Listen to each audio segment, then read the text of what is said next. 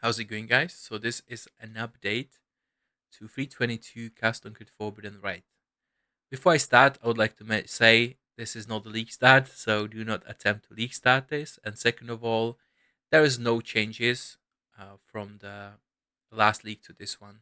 I'm just going to be talking about stuff that we tweaked on our build, as well as tattoos and other potential items in the future. Now, one thing I would like to point out in your notes, you can see there are links to better trading. Now, what the better trading does, it saves all the trades that I've looked up, so you can just get it with one click. So, for example, I went through every single skin of the lords for this build, the one that will do nothing slash buff your build, and the one that will potentially make it worse or to completely break it. Okay. So, for example, the best ones for us is glancing blows as well as divine shield.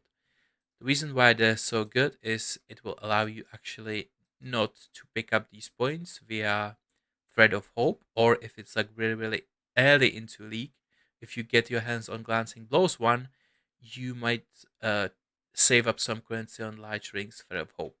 They are not that expensive, but you never know.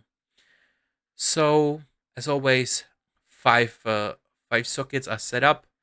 The sixth one is completely random, just because people might actually open them with keys again, and you might be actually snipe them for 1 to TC just because they don't know about the passives or the colors.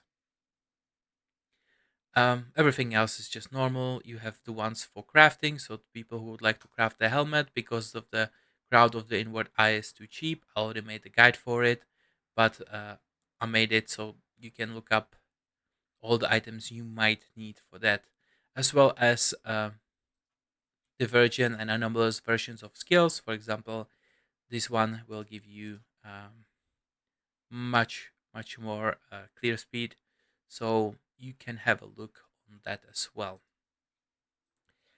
Now, what is actually changing with 322 is mainly tattoos.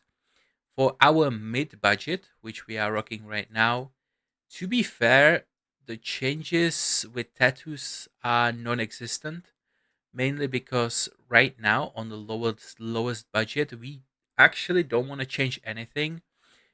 The time you want to change stuff on your skill tree is maybe when you get the mage blood. Reason being is right now the intelligence is actually pretty nice because it increases our ES, and if you have a crown of the inward eye, that actually translates to DPS. So if you have a look, let's say I have 11.5 million DPS, and I'm actually getting DPS by picking up intelligence. So um, ideally, we don't want to tattoo until we get a mage blood, or if there is a flat ES node. If there's a flat ES, we would love to pick that up. Now, what changed when it comes to the skills? I did change the mark on hit. Assassin's mark is better. However, just be careful when you make sure that your cyclone has 100% crit. Unclick the assassin's mark, that will actually gives you crit, and you might not be crit capped when it comes to enemies that are not marked, which would you know kind of nerf your build quite a lot. Of course, animalist version is better because it gives you increased damage, and that will scales with ashes. However, even default version is still pretty nice. Now let's talk about the gloves. They changed quite this league as well. Now, for those who did like these, and if you can get them for 1 to 2 divines, just jump on it. You can still get some Despair and plus AoE. However, the other mods are not very useful. Only thing that it will give us is just 82 flat ES and a little bit of armor. And if you pay like 4 to 5 divines for something like this, I think it's overkill. So we'll just pick up some, intelligence, energy shield, and lightning res gloves. Just something completely random. Now with the crown of the inward eye, getting extra ES and int will translate into more damage. I don't know why it doesn't show. Look at that. Boom. Look at that DPS. So the way we curse now is we go to skills and we go on our secondary custom crit that we use on our boots.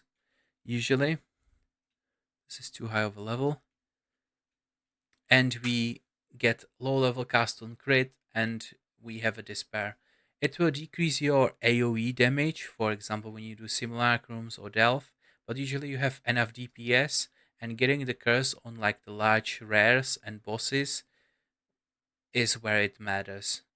And that's pretty much it when it comes to this build. To be fair, if something works, why change it? I only optimized it a little bit for those who want to play a lowest of the low version of this build. I have one in the dummy guide, but because of we don't have the ashes, you are forced to, let's say, go all the way here for the glancing blows and picking up blocks. We are blocked capped, even though you don't have other stuff. It's over there. To be fair, that build is good. I've had people message me and told me that they used it, but just remember, this is kind of like a lower version of the Magebot build, and then I'm making a build that is lower version of this one. So it's not optimized 100%, but it does work for those who are interested.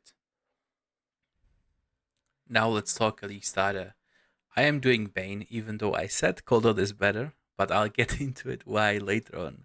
First thing, I would like to talk about the other possible League starters. Coldot, as I said, is the S tier. Independing Doom is slightly better. I mean, slightly better. It is better version of Bane, but the level of entry is very high when it comes to investment. You need these two items to make it work. And to be fair, this league, I think 30% of people actually league started this. So you cannot check with economy, unfortunately, because it can only see like 3 months. 3 months backwards, and this league is like 4 months long, so you don't know the prices of day one, day two, but very expensive. Um, Also, you have Blade Vortex as well as Invade, Ignite, Wave of Conviction. I link these league starters down below just because I would like to people to start something better. Only reason why I'm starting Bane is, first of all, I really like this build. I haven't played it since 319, um, and I can easily transition into custom crit forbidden, right? So, for example, I showed you guys how to craft a helmet that gives you +1 power charge, and nearby enemies have decreased Chaos Res. That can be actually used on this build because this we make use of the power charges a little bit, and decreased Chaos Res to all enemies is really nice. Um, when it comes to all the entry uniques, they cost 1C. So the staff 1C, chest piece 1C, and boots 1C as well. Everything else is just filler for res and attributes. But when you have a look at it, like the entry level for almost the best in slot weapon is 1C. So later on, you can just invest into defenses and speed, for example. So, for example, when it comes to body armor, you can swap to Carcass Jack to get more AoE, which will scale your AoE for Profane Bloom as well. And then when it comes to skills, you can swap into Herald of Ash. Right, and you still have 4% mana. So you're going to be having Grace, Malevolation, Herald of Ash, and Vitality, which should help you in early clear. However, when it comes to Delve, it might not be actually that great because you need the even though you have crazy AoE, if they stand inside the darkness, they don't take damage. And if, let's say, this build sucks balls, like a lot, you have very similar build to the Independing Doom, so you can later on swap to this. But as I said, like if I had options with, let's say, my first divine that I drop to get one of these, or be able to snipe Skin of the Loyal that someone sold from that he got from the key for very cheap, I rather jump on that, to be honest. And one more thing before I go, I'd just like to mention that I have a Discord. If you have any like questions, you can come in and ask. I update everything constantly. So if there's some changes and something that is not worth a video, I'll put it in here and you can have a look in this channel and copy it. And that's pretty much it. I'll see you next time. And yeah, bye.